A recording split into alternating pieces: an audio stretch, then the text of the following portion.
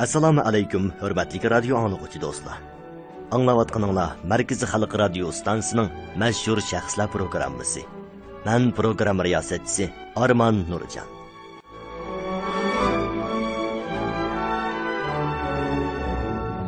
O'g'irlangan g'alba sharaflik bo'lmaydi.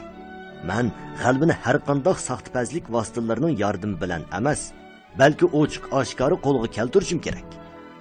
Mana bu mashhur imperator Iskandar Zulqarnaynning o'z qaysarligi va jasoratini namoyon qiladigan so'zi. U o'zining ana shunday qaysarligi, aql parosti bilan qo'shin tortib uzoq yil sharqqa yurish qilish jarayonida nurg'un strategik janglarni qilib, bir qadar qisqa vaqt ichida Yevropa, Osiyo, Afrikadan iborat cho'ng qit'ani to'g'risiga kesib o'tadigan zo'r bir imperiyani qurib chiqqan. Iskandar Zulqarnayn nihoyat jafoliq sharoitda askarlar bilan hamdamda bo'lib birlikda jang qilgan va o'z askarlariga mening badallarimda hech bo'lmasa oldi tarafimda yaralanmagan yer yo'q. Mayli yaqin orliq yoki uzun orliqdan bo'lsin, mening badanimda iz qoldirmagan birmi qurol yo'q. Elish jarayonida dushmanning qilichlarini tekkan. Qancha o'qya o'qlarining zarbasiga uchirganligimni bilmayman. Kaltaklanish va toshlarning zarbasiga uchrashishim hisobsiz bo'ldi. Bularning hammasi sizlar uchun, sizlarning shon sharafinglar va boyliqinglar uchun edi. Men sizlarni boshlab g'oliblarcha qiyofatda quruqliklar, dengiz okeanlar, daryo iqillari, tog' tizminlari, tuzlanliklarni birla bosdim. Nurg'un g'albalarni qo'lga keltirdim. Sizlarning har biringlar mening tuqqanim degan edi. U nurg'un janglarda g'alaba qilib, har qaysi joylarda o'z nomi bilan atalgan yangi shaharlarni barpo qildi. Shundaqla uning qoldirgan izlari insoniyat tarixining zo'r taraqqiyotlarini qo'lga keltirdi. Afsus, u uzoq yashay olmadi. Bir umr jafo mushaqqati jang qilib, oxirida g'alba mevasini endi tetishiga hayotidan ayrildi. Xo'sh, radio anglag'uchi do'stlar, biz bugun sizlarga ulug' imperator Iskandar Zulqarnaynning hayotiy faoliyatining davomini so'zlab bermoqchi. Yoqtirib anglag'aysizlar.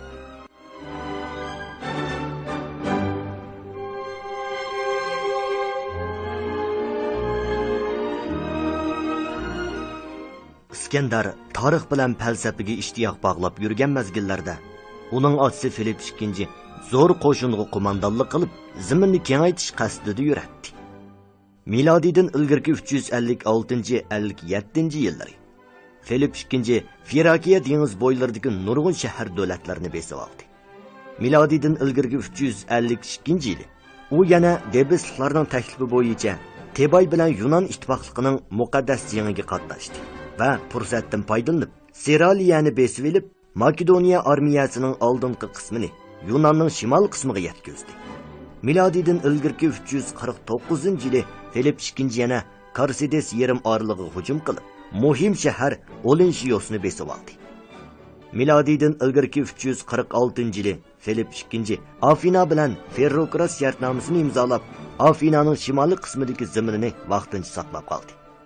Almashtirish sharti sifatida Afinaliklar Filip II'ning Firakiya dengiz yoqasidagi o'rinlarga bo'lgan hukmronligining qonunliq ekanligini e'tirof qildi.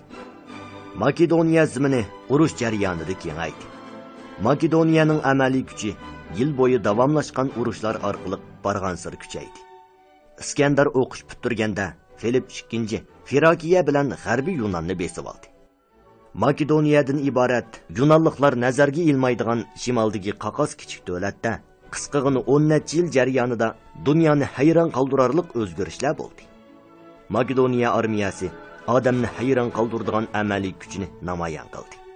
Chatnab o'tishga bo'lmaydigan bu paket Yunonning har qaysi shahar davlatlarini Makedoniya bilan yaqin o'tadigan va Makedoniyaga qarshi turadigan ikki guruhga ayirdi. Makedoniya parastlar har qaysi shahar davlatlarining kuchi ojizlashdi.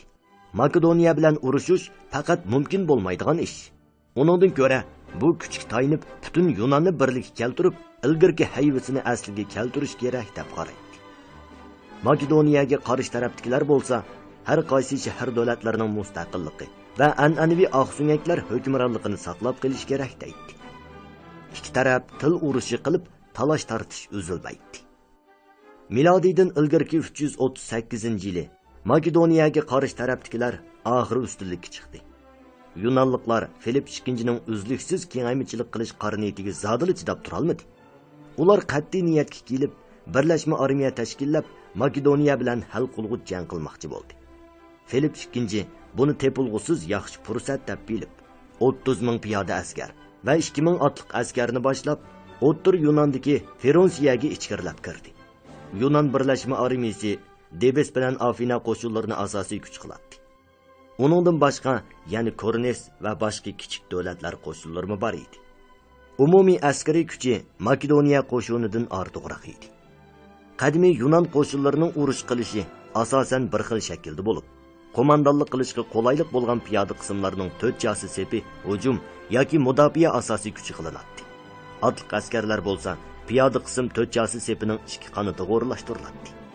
U hujum qilishda dushman pozitsiyalariga etilib bora olsa, mudofaa piyoda qism to'rtchasi sepining o'ng'ay zarbiga uchraydigan yon tarafini qo'g'daydi. Filip II o'smirlik davrida kuchlik harbiy davlat Debesda harbiy ishlarni o'rgangan bo'lib, davlatiga qaytgandan keyin Makedoniya quruqlik armiyasida islohot elib bordi.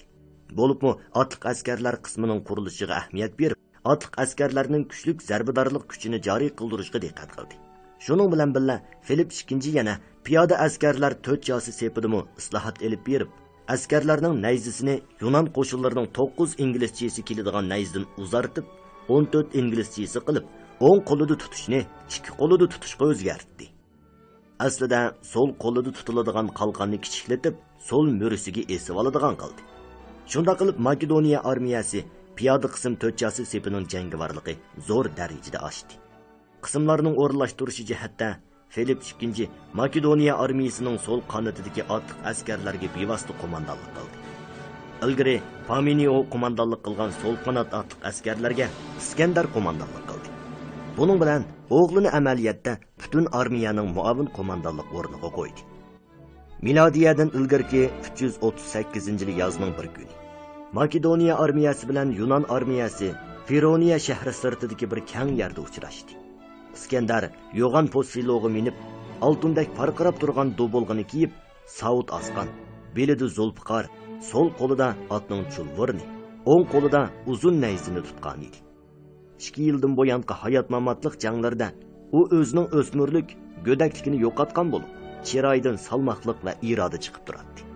Bu uning tunji bo'lib bir qitimliq hal qilg'uch jangda zo'r qo'shinning so'l qanotiga mustaqil qo'mondonlik qilishi bo'lg'achqa, kayfiyatidagi hayajondan saqlana olmasimi, lekin o'zini tutishi yaxshi bo'lib, atrofidagi qo'mondonlar va askarlarga 18 yoshlik Iskandarning zo'r qo'shiniga qo'mondonlik qilib, g'albini qo'lga keltirish iqtidoriga ega ekanligini his qildirdi. Iskandarning yanidikisi xillangan o'rda otliq muhofizatchilar bo'lib, bu otliq qismning qo'mondoni Qari Giganit deb atiladigan alohida Batur Kiretos, ya'ni Iskandarning imik onasining inisi edi. U kichkidan tortib Iskandar bilan birlikda o'sgan. Shahzodaga bakmu sodiq edi. Iskandarning kaynida yana o'rda otliq muhofizatchilarining qo'mondonlari, balaliq davridagi hamrohlaridan Ptolmey, Firortas qatorliq kishilar bor edi. Firortas bo'lsa Paminioning o'g'li edi. Hal qilg'uch jang texi boshlanmadi. Jang maydonida tug'larning lapildigan ovozi va jang otlarining andi-sandi pushqurishlaridan boshqa ozroqmi ovoz yo'q edi. Necha 10 ming nayza osmonga qaratilib, xuddi po'lat o'rmonliqqa o'xshib qolgan. Bundaq jimjitlik tunji qitim jangga qatnashgan yangi askarlarni titit qilib etdi. Past ovozliq burg'i sadosi anglanib, hal qilg'uch jangning pardasi yechildi. Makedoniya armiyasi dushman armiyasiga yaqinlab kelishga boshladi. Iskandar qo'lidagi nayzini ko'tirishi bilanla to'rtchasi saptiki necha 10 ming nayza shartda qilib oldiga tushirildi.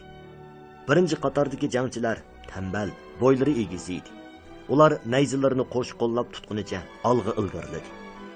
Ikkinchi qatordagi jangchilar nayzalarini birinchi qatordagi jangchilarning mo'rillariga qo'yib, birinchi qatordagi jangchilarni qo'qtidi. Uchinchi qatordagi jangchilarning nayzalari ikkinchi qatordagilarning mo'risiga qo'yildi. Makedoniya qo'shinlarining ilgarilishiga agishib, Yunan birlashma qo'shinlari umumiy saf bo'lib qistab keldi. Filip II ishdan ilgari o'rinlashtirishi bo'yicha Makedoniya qo'shinlari ilgarilashdi cho'ng qo'shinning so'l qanotini qasdan tez, o'ng qanoti osti bo'lishi kerak. Bundaq bo'lganda Yunanliklar Makedoniyaning o'ng qanotida dushmandan qo'rqib, jangdan o'zini qochirish xohishi bor deb qaraydi. ikki qo'shin uchrashganda Yunon qo'shinlarimi muqarrar holda so'l qanoti gavdalanib, o'ng qanoti kaynida bo'lish holatini shakllantiradi. Shuning bilan qalaymaqon urush jarayonida Makedoniya qo'shinlarining sap shakli markazni cho'rdab istirilka bo'yicha aylanishdan iborat bo'ldi. Birlashma qo'shin buning qiltaq ekanligini tushunmay, shiddat bilan ataki qildi. Buning bilan puxta sap shakli chechildi. Iskandar fursatni pamlab, otliq qismning atakiga o'tib, birlashma armiyaning Debis otliq qo'shinlari bilan shiddatlik elishga qo'mondonlik qildi. Debis otliq qo'shinlari Epaminondas qo'mondonlik qilgan chaqlarda Yunon bo'yicha jangi mahir cho'ng qo'shin edi. Lekin bu dana qo'mondon vafot bo'lgandan keyin Filip II bu qo'mondondan o'rgangan askar ishiltish qoidalari orqali Makedoniya qo'shinlarini texmi yaxshi mashq qildirgan. Jang boshlangandan keyin o'ng qanotga bevosita qo'mondonlik qilayotgan Filip II Yunon birlashma armiyasining sepida uzilish va qalaymaqonchilik yuz berganligini ko'rib, o'ng qanotdagi otliq askarlarni qaytirma hujumga o'tishga darhol buyruq qildi.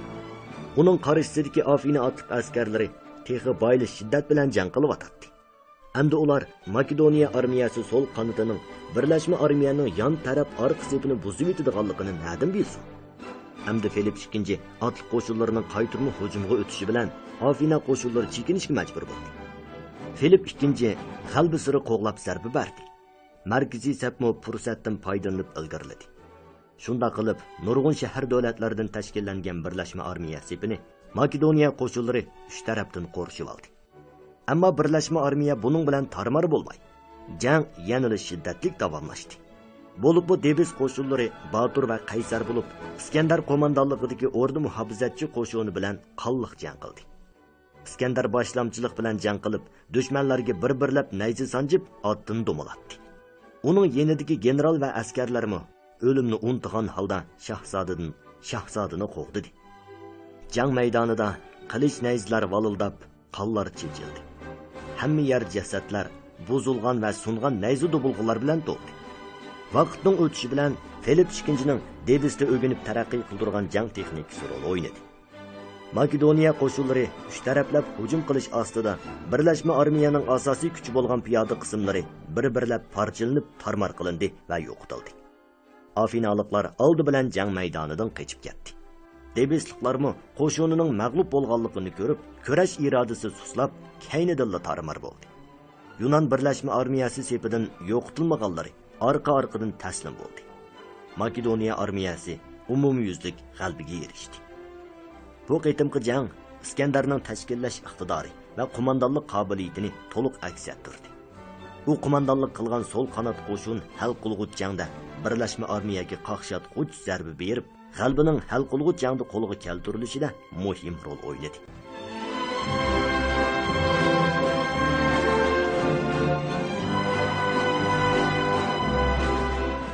Filip II bu qitimli g'albadan ko'ranglab ketgan edi. Lekin ko'p o'tmay uning ta'li ta'tur keldi. Milodiydan ilgirki 336-yil yozda u qizining to'y ziyofatida suiqasd bilan o'ldirildi. Amdili 20 yoshga kirgan Iskandar Makedoniyaning podshohlik o'rniga varislik qildi. Ammo uning taxtga o'ltirganligini tabriklashdan xo'shallik kayfiyati tugmay turibla, taraflardan yomon xabarlar kelgili turdi.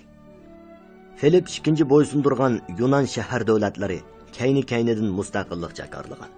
Shimoliy qism tog'liq rayonlardagi har qaysi qabilalarmi Makedoniyaning hukmronligidan ayrilganligini uqtirgan. Afinaliklar ichidagi Makedoniyaga qarshi guruhdagilar yana huquqi ega bo'lib, joylar tabriklash faoliyatlarini o'tkazgan. Kishilar Filip II'ning varisi Iskandarni og'zidan onusti ketmagan kichik balo deyishgan. Makedoniyaning ichki qismidagi huquqni tortib olmoqchi bo'lganlarmi harakatlanishga boshlagan. Iskandar vaziyatni salmoqlik bilan tahlil qildi. Uning qarashicha, mamlakat ichidagi osonlik qarniyatlar cho'ng ish chiqara olmaydi. Afinaliklar Makedoniyaga o'ch bo'lsa-mu, 1 yildan ortiqroq vaqtdan ilgari Fironiya jangida ular yurak oldi bo'lib ketgan. Yunonliklarning kuchi tarqoq. Ularning birlashma armiya tashkillashi uchun xeyli uzun vaqt ketdi. Navbatda xatar eng zo'r bo'lgani Frakiyaliklar va shimoliy qism tog'liq rayonlaridagi har qaysi qabilalar. Agar kaynidagi bu dushmanni taslim qilmaylar, dastlabda Yunonga askar ishlatganda Makedoniya qo'shinlari oldi va orqa tarafdan dushmanning hujumiga uchrashdak foydasiz ahvolga tushib qolish ehtimoliga nihoyat yaqin edi. Bir qarorga kelgandan keyin Iskandar zo'r qo'shinni boshlab shimoldagi quyuq o'rmonliklar va tog' davollar ichiga kirdi. Frakiyadagi Dakmas tig'ida Iskandar g'azablangan holda tog' chiqib, Frakiya qo'shinini tarmar qilib, dastlabki jang g'albisini qo'lga keltirdi. Andın u yo'l bo'yi tozlash elib berib, Ester daryosigacha yetib bordi. U o'rkashlab eqiyotgan suv yuziga qarab, askarlarga kali terisidan qilingan chidarlar ichiga quruq o't cho'plarni to'ldirib tikib, tulum sallarni yasashni buyurdi. Andın kech qorong'usida daryodan o'tib, tong yo'rg'anda dushmanlik holatda turayotgan Savtaylar oldida to'yiqsiz paydo bo'ldi. Savtaylar Makedoniya qo'shinlarini osmondan tushgan bo'lsa kerak deb o'ylab, qo'rqqanidan urushmayli qochdi. Iskandarning yavoyi Savtaylarni osonlik mag'lub qilganligini anglab, Ester daryosining ichki yoqasidagi qabilalar vakil avatib Iskandar bilan ko'rishib, uningga beqinadiganligini bildirishdi. Iskandar do'st qabilalar vakillariga, buningdan keyin biz makedoniyaliklar yana kelib sizlarga qo'shilib bo'lmaymiz. Biz do'st bo'lib qoldik dedi. Shimoliy chegarani tinchlantirgandan keyin Iskandar qo'shinlarini boshlab qaytdi. Yo'lda do'st davlat Agroyan podshohligidan o'tishda podshoh Garros o'z qo'shini ichidan 500 nafar askarni tanlab Iskandarga topshirdi. Butunlay tog'li xalqdan tashkillangan bu qo'shin botur, jonliq bo'lib, jangovarligi yuqori bo'lgan bir zarbador qism edi. Iskandar yer jahonni zilzilaga solg'udak hayvat bilan Frakiya chegarasi ichidagi cho'ng-kichik to'polonlarni bostirib atganda, Yunonning har qaysi shahar davlatlarida Iskandarning jangda o'lganligi, Makedoniya qo'shinlarining tarmar bo'lganligi haqida xabar tarqaldi.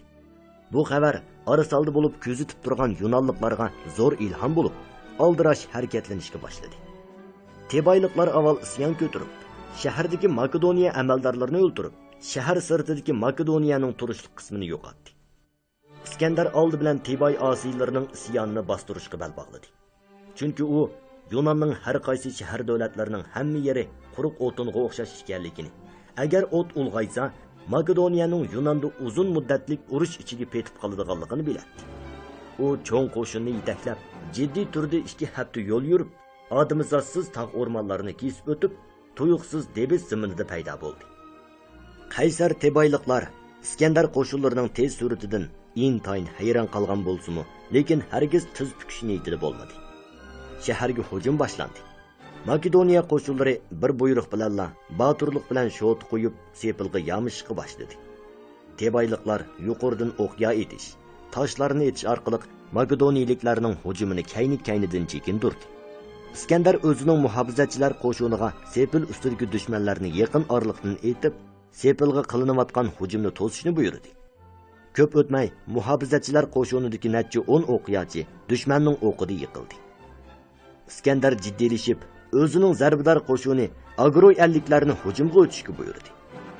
Agroyalliklar sepil teshadigan g'oyat zo'r burmuliq ushka orqali shahar darvozasidan bir necha to'shik ochdi. Ondan cho'ng bozgan qilichlar orqali shahar darvozasini buzdi. Tebayliklar shahar darvozasining ochilganligini ko'rib, birdilla aloqa zodilikka tushdi. Iskandar fursatdan foydalanib, otliq qismni atakiga o'tishga buyurdi. Sepil hujumi urushi birdamdili ko'cha urushiga aylandi.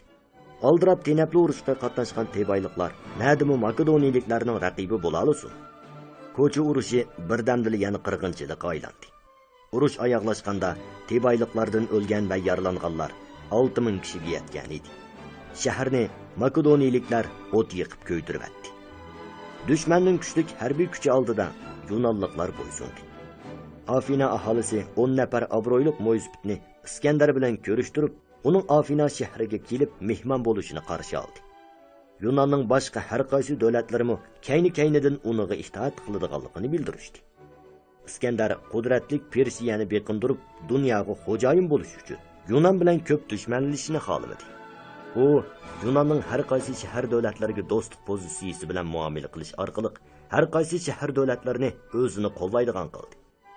Yunonning har qaysi shahar davlatlaridagi quldorlar urushi jarayonida zamin, boylik va qullarga ega bo'lish uchun kayni-kaynidan shartsiz holda askar, pul chiqarish orqali bir Yunon birlashma qo'shini tashkillab, Makedoniya podshohining yo'tkilishiga bo'ysunib, tarixda misli ko'rilmagan sharqqa yurishga qatnashtirdi. Iskandar Makedoniyaga qo'shni davlatlarning isyonini bostirgandan keyin o'zini Persiyaga yurish qilish xiyolini amalga oshirishga tayyorlandi. Yurish qilishdan ilgari onasi Olimpiyas o'g'lining 7-8 yilgacha qaytib kelmaydiganligini o'ylab, uningga oqsunyak qizi Serviyani ilib bermoqchi bo'ldi. Iskandar Serviyani yaxshi ko'rsimi, lekin uningga hozirli o'ylanmoqchi emas edi. Chunki uning qilishga tegishlik texmi muhim ishi bor. U o'qituvchi Paminioni bir qo'shinga qo'mondonlik qilib oldin mangdirib, zo'r Persiya imperiyasini strategik razvedka qildirdi. Nikaosni keng ko'lamli kema yasash zo'r qo'shiniga moslashgan holda sharqqa yurish qila oladigan Makedoniya qo'shinini barpo qilishga vatdi. U yana o'zining yarmilik kirimi, qo'llari va chorvalarini qo'l ostidagilarga taqdim qildi. Bu ishlar tugagandan keyin u qo'shinlarni boshlab Taradan ayrilib, uzun safarga otlandi. Bu milodiyadan ilgirki 334-yil edi. Iskandarning Persiyaga yurish qilishdagi bahonasi Parislarning muqaddas yer Yunonni oyoq osti qilganligi, yana Filip II ni suiqasd bilan o'ldirishga qatnashganligi bo'lib, mohiyatda o'zining dunyoga zo'migar bo'lish qora niyatini amalga oshirish uchun edi. Iskandarning sharqqa yurish qilish armiyasida jami 30 ming piyoda askar va 5 mingdan ortiq otliq askar bor edi. Bu 7 ming nafar Yunon birlashma qo'shini va 5 ming nafar Yunon yollanma askarlarini o'z ichiga oldi. Ammo jangovarligi eng kuchli bo'lgani eg'ir qurollar bilan qurollangan 9 ming nafar Makedoniya piyoda askarlaridan tarkib topgan davlat chasi sepi edi. Har bir 4 chasi sep 256 kishidan tarkib topadi. Uzuni sig'imi, to'g'ri sig'imi 16 kishidan bo'ladi. 4 chasi sep umuman tik 4 bulung shaklida edi. Shundaqla kvadrat shaklida va boshqa shakllarda bo'ladi. Askarlar burg'a ovozining o'zgarishiga agishib hujum nishoni, suriti, sap shaklini o'zgartirdi. Bo'libmi shina shakliga kirish orqali dushmanning so'l qanotiga hujum qilib, oxirida otliq askarlarning moslashishi bilan kuchli raqiblarini tarmar qiladi. Makedoniya otliq askarlarining butun badani savut dubulg'iliq bo'lib, beshida bronzliq dubulg'a, ko'krak va pochoqlarida qalqon bo'ladi. Qurollari nayz bilan xanjar edi. Otliq askarlari odatda 250 kishi bir atrat bo'ladi. Iskandar bevosita qo'mondonlik qiladigan bir atrat otliq askarmi podshohni qo'g'dug'uchi qo'shin yoki muhofizachilar atrati deyiladi. Uning komandiri Batur va jangi mohir bo'lgan Xofikin edi. Ammo Makedoniyaning oldidagi dushman Frakiyadagi tartibsiz to'p yoki chaq-chekidan bo'silib ketgan Yunon dunyosi emas, balki ayni vaqtda dunyodagi eng qudratli Persiya imperiyasi edi. Persiya 200 yildan buyon Misr, Babilon, Fekenni besivilish bilan qolmasdan, ya'ni Kichik Osiyo dengizi yaqinlaridagi Yunonning har qaysi shahar davlatlarini besib olgan. Uning zamin doirasi Makedoniyadan 50 hassa cho'q. Armiyasi necha yuz ming. Boyliqini selishtirgandimi, Makedoniya uningdan orqada qoladi. Iskandar bu yuzaki hodisalardan o'tib, masalaning yana bir tarafini ko'rdi. Persiya imperiyasi garchi cho'ng bo'lsin, lekin ichki jihatga ittifoqligi kamchil. Nurg'un o'lkalarning valilari ko'rinishda Persiya podshohiga bo'ysunsinmi, amaliyotda har qaysisi o'zlarining mustaqil podshohligi bilan shug'ullanadi. Fuqarolar Albaniya saqdan norozi bo'lib, to'xtamay qo'zg'olon ko'taradi. Har qaysi istilo qilingan millatlar ozodlikka chiqishni umid qiladi. Persiya qo'shini ko'p millatdan tarkib topgan, tilining o'xshash bo'lmasligi qo'shinga qo'mondonlik qilish va moslashtirishga to'salg'i bo'lgan. Texmi muhimi, ularning hammasi podshoh uchun jinini tikishni xohlamaydi. Bu qo'shin uchun pul uchun jang qiladigan 20 ming kishilik Yunon yollanma qo'shinlar xili jangovarligi edi. Persiya podshohi Darius 3 hargiz Darius 1-ga o'xshamaydi. U galvan, iqtidorsiz, irodasi ojiz bo'lib, tamoman ajdodlarning ta'siriga to'yinibla bu buyuk imperiyaga hukmronlik qiladi. Yurish qilib bir oyga yetmagan vaqt ichida Makedoniya armiyasi Osiyo Yevropa chegarasidagi Hellespont bo'g'oziga yetib keldi. Niyakos qo'mondonligidagi 160 jang kemasidan tashkillangan qo'shinni dengiz yo'lidan yetib keldi. Iskandar zo'r qo'shinga muddat turkum bo'yicha dengizdan o'tishga buyruq qildi. O'zi bo'lsa, birinchi turkumda bu tabiiy chegara siziqidan o'tdi. Makedoniya qo'shinlarining tajovuz qilib kelganligi haqidagi xabar Kichik Osiyodagi Persiya generallarining quliqiga allaqachon yetib borgan edi. Vali Astes bilan otliq askarlar qo'mondoni Asamis darhol asosiy kuchini yig'ib, dushman bilan hal qilg'uch jang qilishni tashabbus qildi.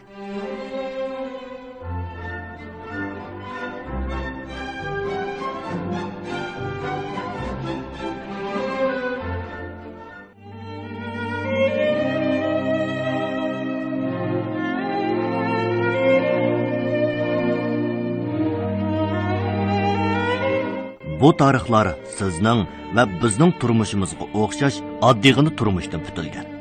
Biroq bu turmush mangu yodlanadigan obidini tikladi. Radio anglag'uchi do'stlar, vaqt e'tibori bilan bugungi mashhur shaxslar programmasi mushu yerda oxirlashdi. Ata biz yana o'xshash vaqtda sizlar bilan birga tarix patlaridan, ulug'larimizning hayot kechirmishlaridan davomli bahralanamiz. İşinimizki mashhur shaxslar programmasi sizni mashhurlar bilan eng yaqin holatda uchrashtirgusi. Agar bugungi programmamizni vaqtida anglayolmagan bo'lsanglar, stansimizning Uyg'urcha radio tori, ya'ni 3w.uycnr.com toriga chiqib, qayta anglasanglar bo'ladi. Mashhur shaxslar programmasi har kuni Beijing vaqti tushdan keyin soat 18 dan 30 minut o'tganda, Urumchi vaqti soat 16 dan 30 minut o'tganda, takrar anglatish vaqti Beijing vaqti kech soat 0 da, Urumchi vaqti 22 da davomli huzuringlarda bo'ladi. Bugungi programmamizning texnik muharriri Dilara Farruh, muharrir Abduvoyid Niyoz, mas'ul muharrir Dildor Muhammad Rahim, bosh nazoratchi Gulbahor G'ofur. Mikrofon oldida Arman Nurjan. Xayr xo'sh, kelarki sonda ko'rishaylik.